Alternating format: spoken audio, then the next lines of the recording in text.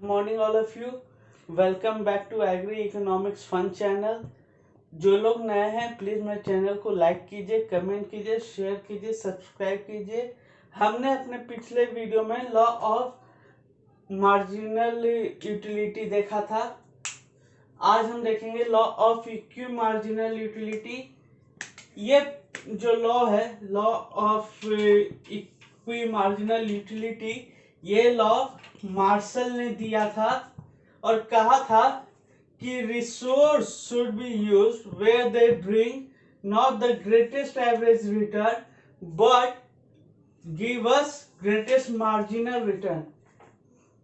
उसके बाद next point है law of equi marginal utility explains the behaviour of the consumer. ये consumer के बिहेवियर को दर्शाता है। Explains the behaviour of the consumer, जब वो कंज्यूमर अलग अलग कम्युनिटी मतलब एक से ज्यादा कम्युनिटी का इस्तेमाल करता है। तो इस लॉ को जो है law of equi marginal utility को हम लोग लॉ ऑफ मैक्सिमम सेटिस्फैक्शन बोलते हैं।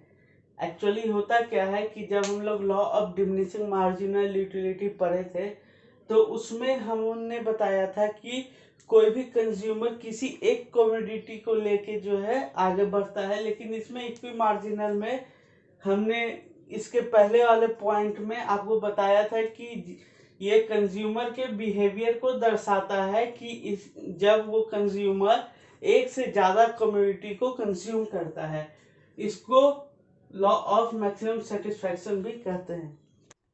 तो अब आइए हम लोग समझते हैं कि ये जो law of equi marginal utility है कहता क्या है। According to the law, consumer जो है इक्विलिब्रियम स्टेज में रहेगा उस पॉइंट पे जहां पे वो यूटिलिटी जो है गेन करेगा। कहां से? अपना लास्ट रुपी के स्पेंड से। मतलब सपोज कीजिए हमारे पास जो 20 रुपए, जब हम 20वां हिस्सा अपने रुपए का खत्म करेंगे, जो हमारे पास आखिरी 1 रुपए बचेगा, उस रुपए से जो हमको यूटिलिटी डेराइव होगी, उस स्टेज में जो है कंज्यूमर जो है आपको इक्विलिब्रियम पोजीशन में रहेगा। That's the law of equi marginal utility. और ये जो है MUX by PX equals to MUY equals to MUM, ये इक्वी मार्जिनल यूटिलिटी का फॉर्मूला है।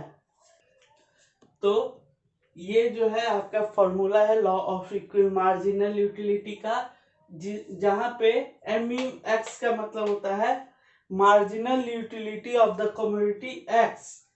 कोई एक कमोडिटी है X, उसका मार्जिनल यूटिलिटी MUX से डिनोट करेंगे। PX क्या है? प्राइस ऑफ कमोडिटी X, जिस प्राइस पे वो कमोडिटी खरीदा गया, इक्वल्स टू MUY। MUY क्या है? Marginal utility of a commodity Y। Marginal utility commodity Y का MUY से डिनोट किए हैं। PY क्या है? Price of the commodity Y। अब ये जो है आपको बराबर होगा किसके? इसके MUM। ये क्या है? Marginal utility of the money. तो हमने देखा कि कोई मार्जिनल यूटिलिटी की फॉर्मूला क्या है और उसके डिनोशंस क्या हैं। डिनोशंस के बाद अब हम जानते हैं ये जो आपका है उस फॉर्मूला में MUX by PX और MUY by PY, इसी को marginal utility of money expenditure भी कहते हैं। मतलब जो मनी आप एक्सपेंड कीजिएगा उसका जो मार्जिनल यूटिलिटी होगा वो ये दोनों से डिनोट होता है। तो यहाँ पे देखिए आप लोग, मैं law of equi marginal utility को जो हूँ वो टेबुलर फॉर्म में रिप्रेजेंट कर रहा हूँ। जैसे यहाँ पे आपके नंबर ऑफ यूनिट्स हो गए 1 2 3 4 5 6 7 8, ये आपका सेक्शन हो गया जहां पे marginal utility of commodity X को हम लोग डिवाइड करते हैं price of the community X से, तो ये उसका वैल्यू है इस कॉलम में। और लास्ट कॉलम में marginal utility of community Y को जब हम लोग price of the community Y से डिवाइड करेंगे तो हम लोग उसका वैल्यू इसमें लिखेंगे।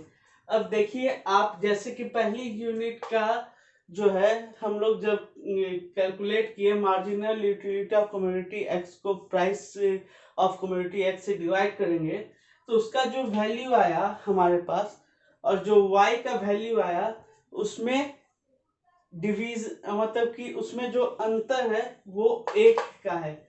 उसी हिसाब से आप हर एक यूनिट के जो है गौर कीजिएगा, तो जो ये marginal utility of the community X है जिसको प्राइस ऑफ कम्युनिटी एक्स से डिवाइड किए हैं, और marginal utility of community Y को जो प्राइस ऑफ कम्युनिटी वाई से डिवाइड किए हैं, तो दोनों के बीच का जो डिफरेंस आएगा हर एक कम्युनिटी यूनिट पे वो 1 का आएगा। 3 2 1 का डिफरेंस आया, 4 3 1 5 4 1 6 5 1 7 6 1 8 7 1 9 8 1 10 9 1, सब में जो है ये चीज कांस्टेंट रहेगा।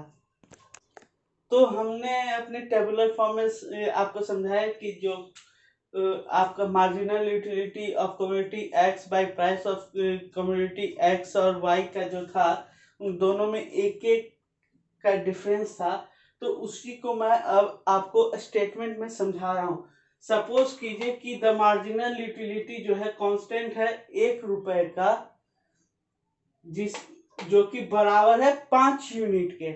मतलब उसका जो 1 रुपए का जो मार्जिनल यूटिलिटी है उसमें आप 5 यूनिट बाई कर रहे हैं, तो कंज्यूमर जो है 6 यूनिट खरीदेगा कम्युनिटी एक्स का और 9 यूनिट खरीदेगा कम्युनिटी वाई का, और इसका टोटल एक्सपेंडिचर क्या होगा, देखिए ये 9, इसका 6, 9 इंटू 6 प्लस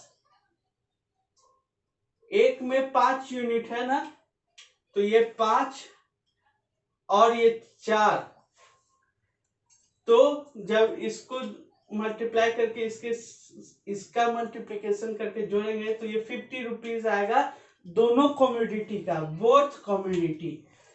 और इस पॉइंट पे सेटिस्फैक्शन जो है मैक्सिमाइज्ड हो जाएगा और जो है कंज्यूमर जो है वो इक्विलिब्रियम स्टेज में पहुंच जाएगा। तो अभी तक हमने पढ़ा लॉ ऑफ मार्जिनल यूटिलिटी क्या है, उसके एजम्पशंस पर है, उसके बारे में जाना, उसको रिप्रेजेंट करना सीखा टेबुलर फॉर्म में। अब इसका लिमिटेशन क्या है वो जानते हैं। पहला है इग्नोरेंस। इसमें जो है कंज्यूमर जो है वो कभी भी जो है इग्नोर नहीं करेगा कि उसको कहाँ पे ग्रेटर यूटिलिटी का फायदा हो रहा है या लेजर यूटिलिटी मिल रहा है, वो चीज वो देख के ही चलेगा। इनएफिशिएंट ऑर्गेनाइजेशन दूसरा है। तीसरा है अनलिमिटेड रिसोर्सेज। इसमें जो है फ्री गिफ्ट ऑफ नेचर जो है कहता है ये पॉइंट कि हमारे पास जो रिसोर्सेज है वो अनलिमिटेड है।